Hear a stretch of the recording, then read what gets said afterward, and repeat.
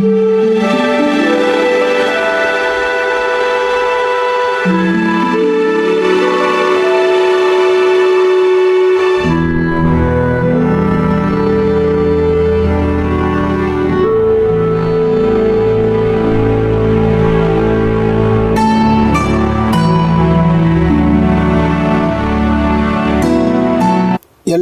வணக்கம். Welcome to India temple tour channel. நான் உங்கள் கணேஷ் பேசுகிறேன்.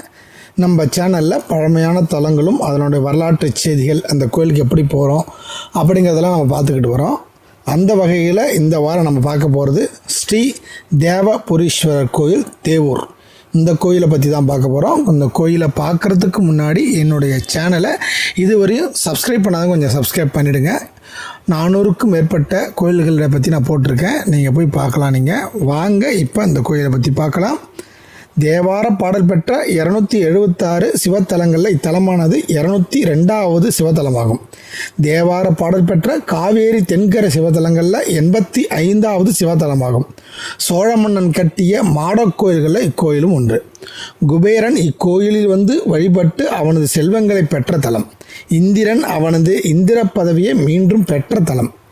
இத்தலத்து இறைவனை தேவர்கள் வந்து வழிபட்டு அருள் பெற்றதால் தேவபுரீஸ்வரர் என்றும், குரு பகவான் வந்து வழிபட்டு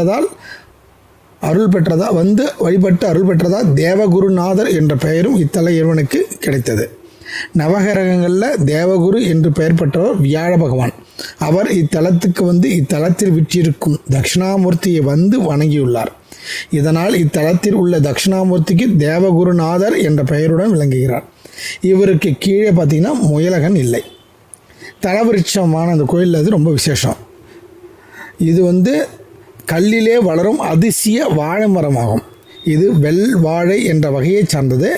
தேவர்கள் இத்தலத்து இறைவனை வழிபட்ட போது தேவலோகத்தில் உள்ள வெள்வாழையும் இறைவனை இங்கே வழிபட்டு தலவிருட்சமாக மூலவர் அருகிலேயே அமைந்துவிட்டது.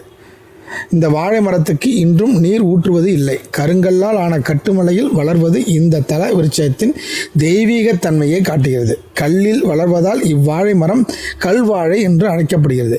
இத்தலத்து இறைவனை சூரியன் வழிபட்டிருப்பதால் சூரியனால் இடவரும் என்று எண்ணுபவர்கள் தேவபுரீஸ்வரர் வழிபட்டால் சூரியன் அருள் கிடைக்கும். கார்த்திகை மாதம் ஞாயிற்றுக்கிழமை சூரிய ஒளி இறைவன் மேல் படுவதால் தரிசிக்க பக்தர்கள் பெருமளவில் இங்கே கொடுக்குறாங்க. இந்த கோயிலோட அமைப்பு அப்படின்னு பார்க்கும்போது பார்த்தீங்கன்னா உங்கள் பின்னாடியே அந்த கோயிலை பற்றி போட்டுட்டு வரேன். ஊரின் நடுவே மிக அமைதியான இடத்துல கிழக்கு நோக்கி 3 நில ராஜகோபுரம் இருக்குது. கோயிலுக்கு வெளியே தென்புறத்தில் இக்கோயிலின் தல தீர்த்தமான தேவ தீர்த்தம் இருக்குது. கோயிலுக்கு உள்ளே நுழைஞ்சால் பிரம்மாண்டமான கோச்செங்கச்சோழன் கட்டிய மாட கோயில் தெரியுது. அது முன்னே கொடிமரம், பலிபீடம் மற்றும் நந்தி மண்டபம் இருக்குது.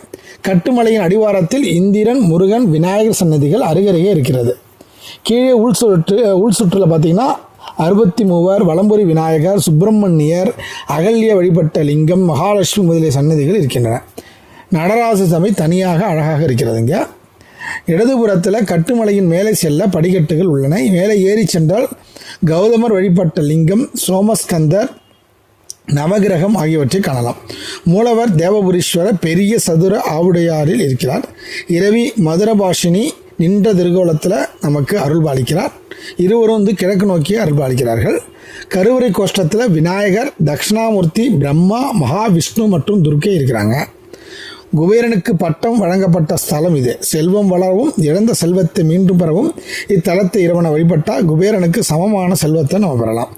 இந்திரன் தனது இந்திர பட்டத்தை இழந்தபோது இத்தலத்து இறைவனை வணங்கி சாபம் நீங்க பெற்றான். மீண்டும் இந்திர பட்டத்தை பெற்றான். ஆகையால் பதவி வேண்டுவோர், இழந்த பதவியை மீண்டும் பெற விழைவோர், வேலை வேண்டும் என்ன தவிப்போர் இத்தலத்து இறைவனை வணங்கி நீங்கள் அவர்களுடைய அருளை பெற்றினா இதிலிருந்து பிரச்சனைகள்லேருந்து விடுபடலாம். அதுக்கப்புறம் இந்த கோயிலில் கல்வெட்டுகள் பார்க்கும்போது இந்த மாடக்கோயிலில் சோழ மன்னன் கோச்செங்கச்சோழனால் கட்டப்பட்டதாக நம்பப்படுகிறது. பின்னர் ஆரம்பகால சோழர்களால் இது ஒரு கல் கோயிலாக புனரமைக்கப்பட்டு விஜயநகர, தஞ்சாவூர் நாயக்கர்கள் மற்றும் நாட்கோட்டை நகரத்தார்கள் காலத்தில் மேலும் விரிவுபடுத்தப்பட்டுள்ளது. இந்த கோயில் பார்த்திங்கன்னா காலையில் 7 மணிலேருந்து 12 மணி வரையும், மாலை 4 மணி முதல் 8 மணி வரையும் திறந்திருக்கும். இந்த கோயிலுக்கு எப்படி போகணும் பார்த்திங்கன்னா, நாகை திருவாரூர் சாலையில் உள்ள கீழ்வேலூருக்கு தெற்கே 5 கிலோமீட்டர் தொலைவில் திருத்துறைப்பூண்டி செல்லும் சாலையில் தேவூர் உள்ளது. திருவாரூரிலிருந்து 18 கிலோமீட்டர் தொலைவிலும் நாகப்பட்டினத்திலிருந்து 18 கிலோமீட்டர் தொலைவிலும் இத்தலம் அமைஞ்சிருக்கு. நீங்கள் வந்து வாய்ப்பு கிடைக்கும்போது அந்த கோயில் போய் பாருங்கள். நமக்கு அற்புதமான ஒரு கோயில். இப்போ இந்த கோயிலுடைய முழு அழகையும் நான் அந்த வீடியோவில் கேப்சர் பண்ணியிருக்கேன். நீங்கள் அப்படியே பாருங்கள். ஃபுல் வீடியோவும் பார்த்தீங்கன்னா உங்கள் கோயிலுடைய முழு அழகையும் நீங்கள் கண்டு தரிசிக்கலாம்.